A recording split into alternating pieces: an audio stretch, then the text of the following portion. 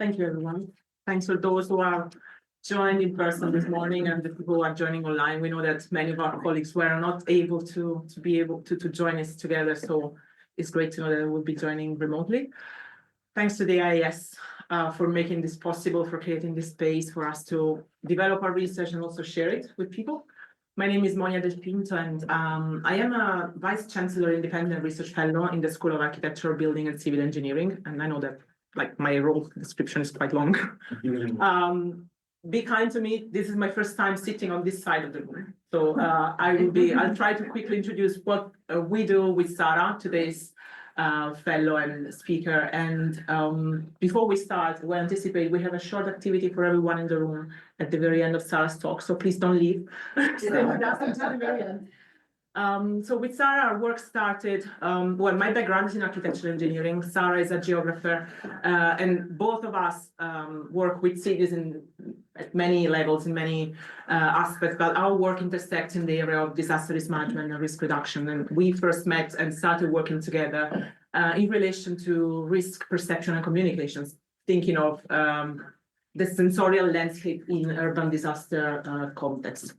And started from that, our collaboration then evolved into a series of other activities all around the same themes. And now we are co-authoring a publication that's going to be out soon in 2025 about the role of architectural-led place branding in post-disaster context.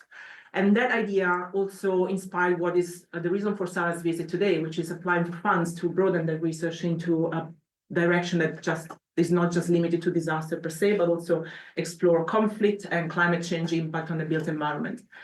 And with that in mind, nature becomes a key part of what we do, especially when we mention climate change. Not nature and the way we use it, understand it, cannot be part of the conversation. And this is why today's intervention, today's presentation is quite relevant to introduce a bit of the thoughts that we have around nature, and also try and stimulate a conversation and reflection about ethics and impact that our understanding and our treatment of nature can have in future risk creation. So I let Sara introduce herself and her amazing work and today's presentation, and see you in a bit. Thank you very much, Monia. Thank you to the school that invited me here and give me the opportunity to present part of my work and to create this dialogue with the Loughborough staff and the EU especially. I am a human geographer, and I am assistant professor at the University of Genoa in Italy. And I will present later really fastly a bit of my main topics, areas of research. But first of all, the topic I will discuss today, that you can see in the first slide, so reproducing nature in climate change, examples from Italy. So I will try to use a bit of some of the studies I am implementing in Italy to open some questions about the construction of nature and the use of nature in climate change policies. And some key words about my research. I am first of all interested in disaster studies. So many of my work has been involved in this area, with a special, particular focus on social vulnerability and the risk perception, adopting a political ecology perspective. You can see also some of the areas of study where, or some of the field work that I realized in different geographical contexts, especially in Italy, in post-earthquake and post-flood disasters, and also in Madeira Island, because I have a collaboration with the university there. It's about 11 years that I work with them. But I had also some collaboration with other universities, for example, some colleagues in Denmark. So I provided some theoretical basis for the work that they realized in Copenhagen in particular. Then I started in the last year to be particularly interested in the topics related to nature, the use of the word nature and the processes of construction of the concept of nature. So I engaged with the literature about social nature and more than human geography, and connected this a lot with the climate change challenges, and especially I started to have some field work about animals in climate change and related to some Italian cases like Emilia-Romagna floods that happened recently and in Genoa. Part of the book is focusing on the climate change policies and disaster risk. So to understand how the construction of this idea of Valpaese has the consequences, also negative consequences on it. And but what is that I would like to present today? So I am particularly interested to investigate how nature is interpreted and reinterpreted in climate change. So how climate change is impacting on the way we look to nature, and what meanings we are attributing to it. So what are also the different rhetorics that climate change is developing? So if there are other ways, other rhetorics we are building as a consequence of climate change. So this is part of our work for denaturalizing climate change. So trying to deconstruct the idea of nature and see human responsibilities that are under the process. So it's a bit the main interest of this presentation. So the starting point, this is the reference, and there are these are the areas of research that I am considering a bit discussing about the social construction of nature. So I'm starting from the scientific literature about social nature. Starting from Smith in 1984 and passing through Castry and Brown, that in geography developed a lot about this, and more recently interconnect also issues about more of the human geographies. And I am trying dialogue also with the literature about the city branding, and especially the critics to the practice of city branding in the context of climate change. Oh, I cannot change anymore. Need to re-click on. There we go. Okay, perfect, thank you. The concept of nature in climate change it has been often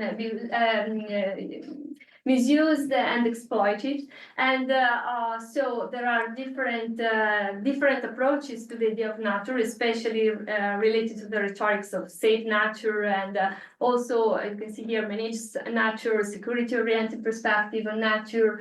Nature has responsible, that is also connected to all the requests to don't blame climate change, and also the idea of nature that saves and has a solution. That's one of the most relevant rhetorics in the last years. And so there are already a lot of different perspectives that have been rebutted by the literature. But I'm interested to understand if there are also other rhetorics that we can identify. I will present some examples coming from some of these narratives. And I don't know if I will be able to present all of them, but I am particularly interested to present the first and the third, and I will say something a bit fastly about the second. So just in case you want to talk more, we can talk in another moment. So I will start talking about natural-based solutions in Italian cities, and thinking about the rhetoric of the nature as a solution in front of climate change, and what are the criticalities that can emerge from this narrative. The second one is about the role of animals, so it's really related to the modern human geography approach, and especially in this case, I'm interested in the process of identification of guilty in nature. The third one is about the reproducing of nature in Italian mountain in this case. So that is linked to the rhetoric to save nature, especially the memory of the dead nature.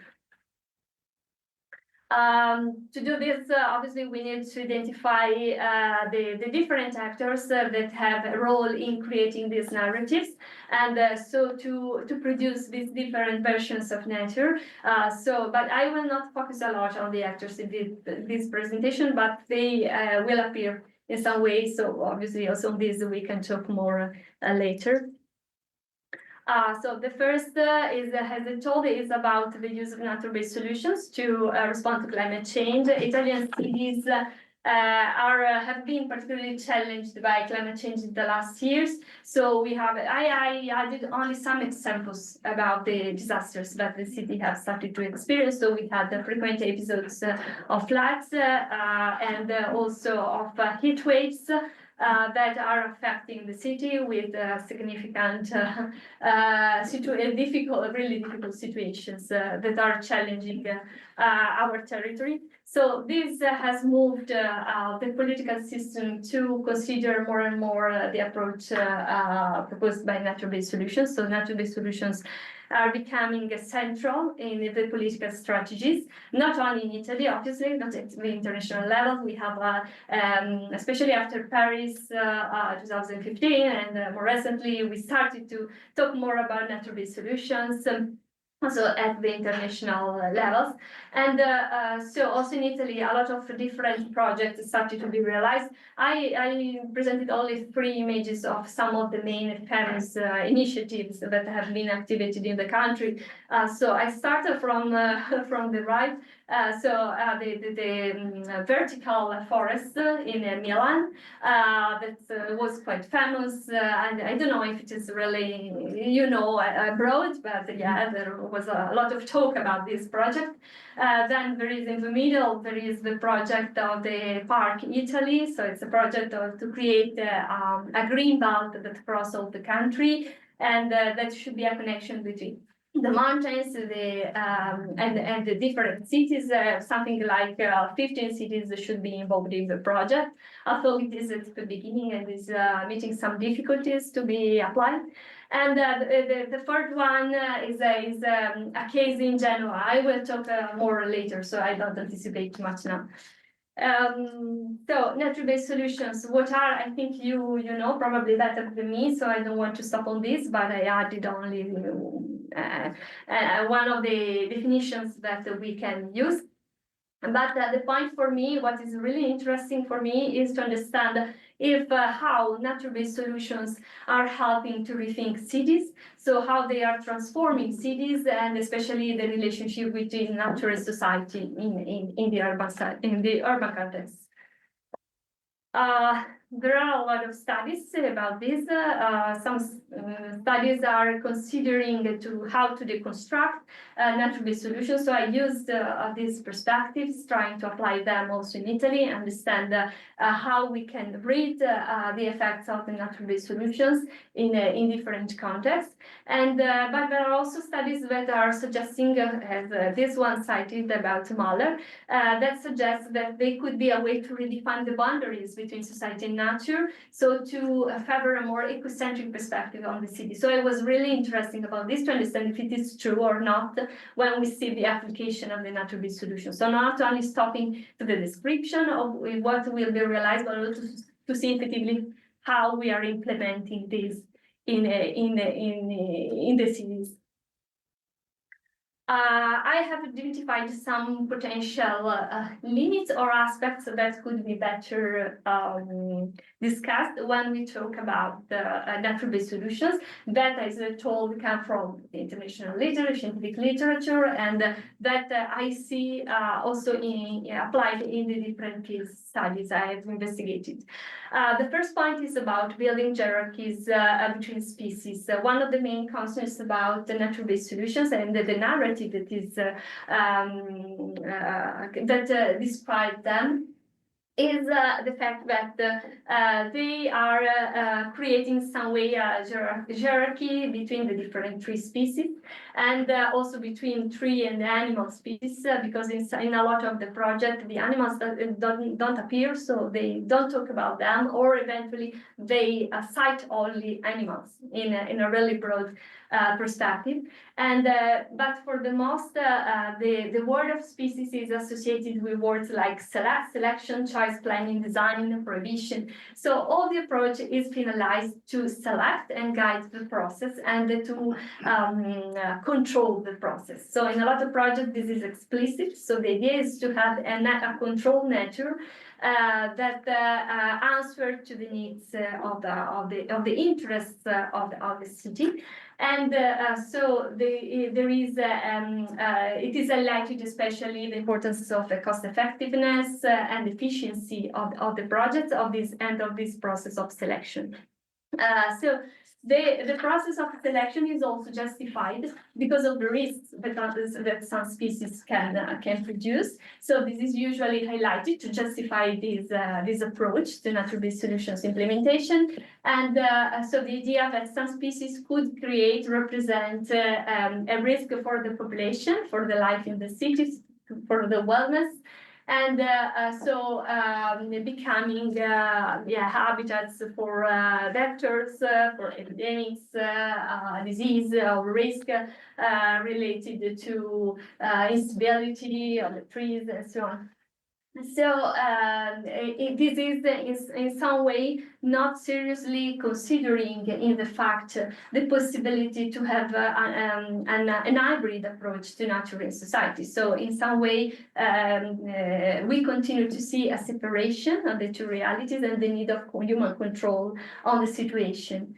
So this is particularly related to the second point, that is the role of urban natures. So the problem of many projects is related to the fact that they try to replace existing nature. So there is not only an implementation in the buildings or in places where there is not already nature, but also the idea to replace the existing nature, because it's a wild nature, so it's not planned, it's not controlled, it's not useful in this new image of the city. So the point in this case is that in some way we are not considering as acceptable the idea of the third landscape that Clement presented, and so the idea of the wild nature. So we are establishing what is authorized to live in the city and what is not. The third point is about the utilitaristic perspective that we continue to have on nature. So this is a bit difficult to think that nature-based solutions as they are presented at the moment represent effectively an opportunity to adopt an ecocentric perspective on the city, because we are continuing thinking about the capacity to provide ecosystem services for humans, to satisfy humans. So according to the vision of accumulation by dispossession presented by Harvey. And so this idea of the nature that continue to be conceptualized only in terms of value and the cost effectiveness efficiency as I told before. The third point is about the naturalization of the process, because in some way talking about nature as a solution create the idea that is always good. So nature is good, and so there is no reason to oppose to these kind of solutions and to investigate the limits or the negative effects that they could produce. So that's a conceptual problem, and that have been questioned a lot in the literature too. I would like to use a specific case, as I told before, that is coming from Genoa to discuss a bit this, not too much because the time is running, but I would like to present some thoughts about this. This is the Morandi Bridge. I don't know if you remember, in 2018 it collapsed and it caused the death of 43 people. Mm-hmm. It was a really big tragedy for Italy and especially for the city of Genoa. So the bridge was rebuilt. Renzo Piano proposed the project and realized it. What I would like to focus is the project that has been is an implementation now in the area where the bridge collapsed. So this is a visionary project that the Genoa city is realizing. Has been presented by another important Italian architect, a quite known Italian architect, that is Stefano Boeri. I don't know if it is known at the international level, but in Italy he is quite famous. And yeah, this project is a project to realize a red circle that you can see represented, that has the purpose to have the area that was hit by the disaster, and to reconnect the two sides of the torrent, because this area is crossed by one of the main torrents that in the city of Genoa, that is Polcevera, and this area is part of Polcevera Valley. And so this is sort of memorial also of the disaster. And under this circle will be realized also the Polcevera Valley, that is an area where natural-based solutions have a relevant role, because they will be realized in different ways. There are some aspects that I am opening about this project. I don't want to be a critic, but only to better understand what could be the consequences and how to better manage this kind of approaches. So the main point for me is to understand if this project is part of a bigger strategy of city branding, because Genoa City is particularly interested to associate its name with the name of famous architects, especially Renzo Piano, because he comes from Genoa. But also Stefano Boeri in the last years. And so in this area, there is also another important project that is related to the idea to realize a robotics valley. That should be a sort of Silicon Valley, Italian Silicon Valley associated to robotics, because there are some really important robotics industries in the area that recognize at the international level. And so it would be interesting to understand if we are effectively working to answer to climate change, because the area interested by these natural-based solutions is really limited, and in some parts we are replacing existing nature. And at the same time, the city of Genoa is already rich of green areas. So what should be the future of these areas and of all the valley? The valley is particularly interested by a lot of different transformations. So there are relevant risks associated to gentrification at the moment. So there are a lot of questions about how this kind of project could not become a new process that facilitates gentrification in the valley, and how they are thinking to manage this. Because in the area where the bridge collapsed is particularly lived by working class and migrant families, so there were a lot of social challenges related to this area, and so it was an area of social marginalization. So what we are doing to be sure that at the end, this kind of intervention that has the purpose to give new value to the city, to relaunch the city and so on, could effectively protect this part of the population. And okay, the other point is about the impacts on humans, because they make reference in the project about the animals, but not really well. We are not understanding what kind of animals they are considering. Genoa has a quite conflicting relationship with some animals that are in some ways the new inhabitants of the city, especially the wild birds. Because we have a lot of stories related to the wild birds that cross the city and arrive to the city center or to the coast, and also deers, and recently also wolves. So there is a really interconnection between the mountain and the city, and so a lot of species that crossing this. So how they are thinking effectively to support these species and create a better relationship, because today we have, as I told, a lot of conflicts and situations that are difficult to manage and create the people are starting to not accept this invasion of the animals into the city. So this could be an important point to consider. Another consideration comes from Palmer that talk about controlled adaptation. So she talked about the fact that a lot of strategies about safe nature open questions related to the loss of wildness. So how this controlled adaptation could effectively produce loss of wildness in the animal. So what is the level of control that we effectively have to apply on nature and the ethics implications that this could have. This is the point about disconnect with another part of the story that really important for me, because in the last years I started to work in animal geography related to climate change. I will not focus a lot, but I can only say a few things because there are a lot of perspectives that we can adopt on this topic, so we can spend hours to talk about this.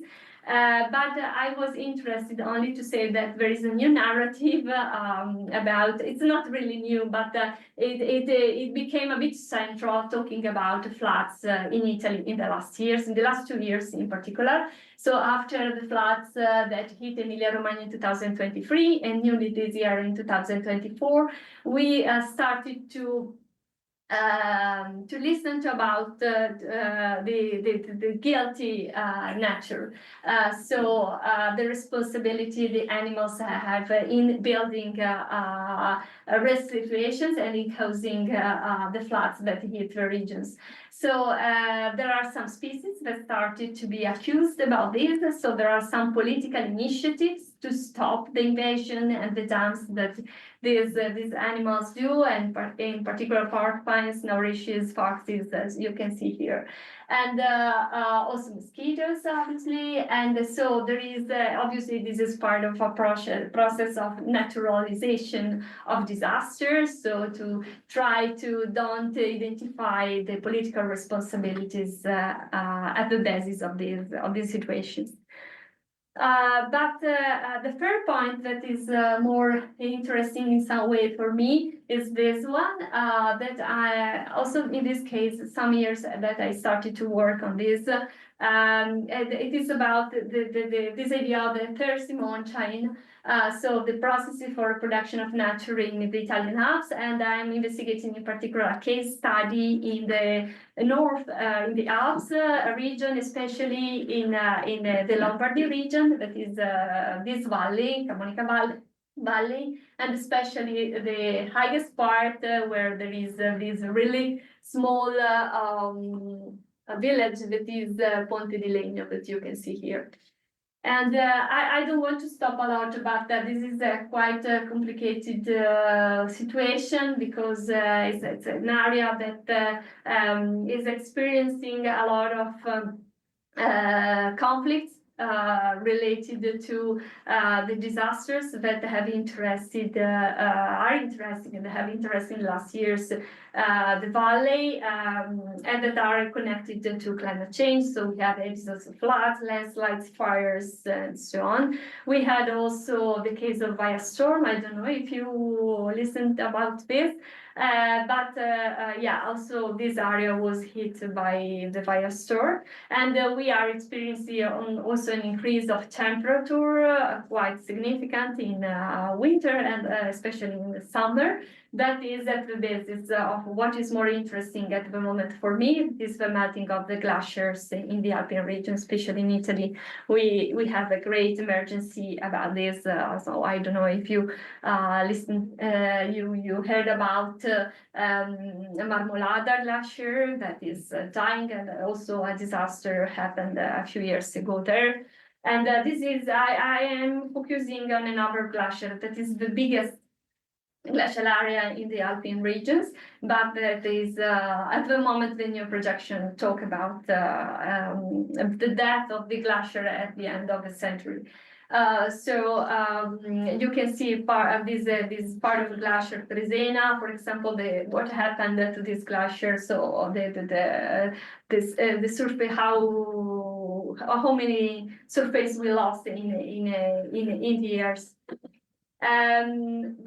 So the point about nature in this case is relating to the fact that the valley in the last year started this process of brandization of nature. So they use the idea of nature and worked a bit on it, the idea to create a strong connection between tourism, especially winter tourism, and the valley. So they tried to describe the nature of the valley as ski tourism and so snow and tourism in general. So at the end, the approach that we have to the idea of adaptation to climate change, to fighting climate change, is to make survive the tourism, this kind of tourism in the valley, and so they are creating this strong connection. And so you can see here because it's one of the areas of ski areas most important in Italy. So all the strategies to deal with climate change, to adapt to climate change, use a bit this idea that the nature of the valley is related to the survival of tourism and of the winter tourism. So all the initiatives, also this one about blankets or geotextiles, are finalized with the idea to ensure the survival of the tourism activity. And but they talk not officially about this, but they present this as a way to ensure the survival of the glacier and of the mountain. So they create this a bit of confusion also in the people in the way they communicate the problem. But the most interesting experience is related with this case, with strategy of adaptation adopted in Ponte di Legno municipality, because they decided to realize this project that is a spa center project that has, I show you now this. This is the image they presented, and you can see if you go there. And so it's quite interesting for me to try to deconstruct the idea of nature that is behind this project, because they have the idea to reproduce the experience of the glacier. In the past, from this position, you could see the glacier on the top of the mountain. Today, you cannot anymore because for the retreatment of the glacier. So they are thinking to recreate the glaciers with all the effects, the light effects, the use of the glass. So you create also a connection. So they are trying to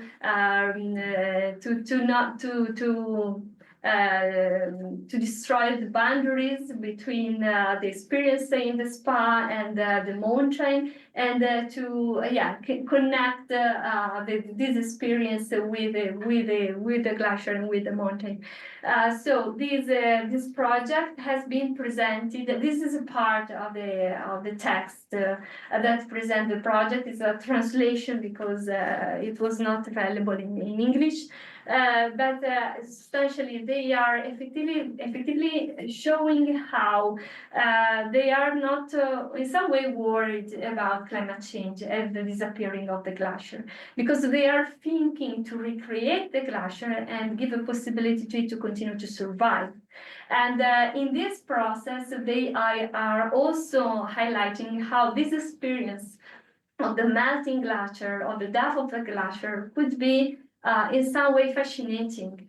So they talk about the result, to reproduce the result of a painful yet inexorable melting. So the structure, the internal structure of the pools is organized in a way that you can effectively see the water is represent this melting process of the glacier, and you can stay on the top, on the pool on the top, and assist to observe this process in a relaxed situation. So you can be relaxed in front of climate change. Be quiet, don't worry, because you will continue to experience the glacier.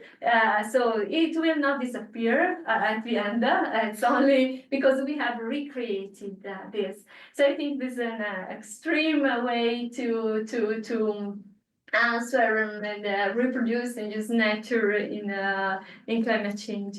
And yeah, talking with some people, I have not finished my research, so I have a lot of interviews to continue to do about this project. But talking with some people, especially involved in tourism, someone told me that it was a wonderful project because it gave the possibility to create a sort of memorial, to give the possibility to the glacier to not disappear, and to continue to have this connection between the glacier and the mountain. So it will continue to be a valley of the glacier and not something else.